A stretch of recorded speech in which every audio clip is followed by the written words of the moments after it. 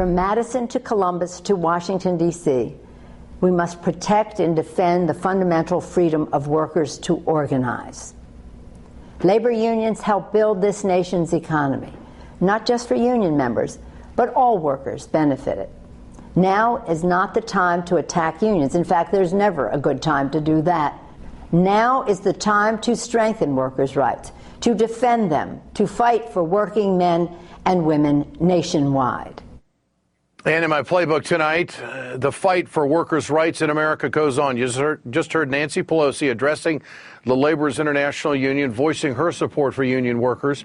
And over the past 7 months, Kasich in Ohio has made it clear big business and big donors are more important than the working people of his state. Kasich and his Republican cronies in the state legislature rammed through a bill because they said it was going to cut costs. Really? They ignored the thousands of protesters who showed up at the state house in the dead of winter, at one point locking them out of the Capitol. And when a Republican on a key committee voiced reservations about the bill, well, they just tossed him out and replaced him with, I guess you could say, a more friendly representative to Kasich. But the people of Ohio are fighting back. They collected a record 1.3 million signatures to put the repeal of Senate Bill 5 on the November ballot, which is now Measure 2. A recent poll shows 50% of the voters would reject Measure 2, Senate Bill 5. 39% would support to keep it.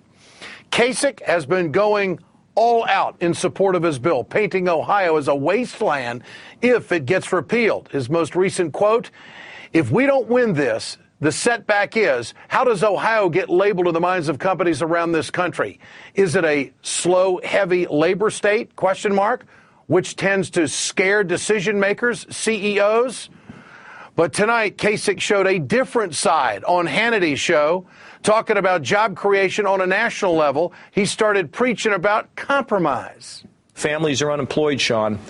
We got to start getting things together. We got to reach a little common ground out here. But there are some things in that, like that payroll tax cut and some other things that we could maybe reach agreement. But let's find those things that we can all agree upon so we can start getting these kids out of poverty and get people back to work. So the president goes to Ohio, and now the governor speaks up. Governor Kasich should take his own advice and focus on the thousands of teachers and other public employees in Ohio who are losing their jobs because of his policies. Starting tomorrow, the Ed Show will be in the state of Ohio, standing with the Americans, the workers who are fighting for their rights. For more details, go to our blog at ed.msnbc.com. We'll be in Toledo tomorrow night and Columbus on Thursday night. Bachmann attempts to link HPV vaccinations to mental retardation. You'll never guess who's criticizing her for that one. Heidi Harris and Mike Papantonio will join me next. Stay with us.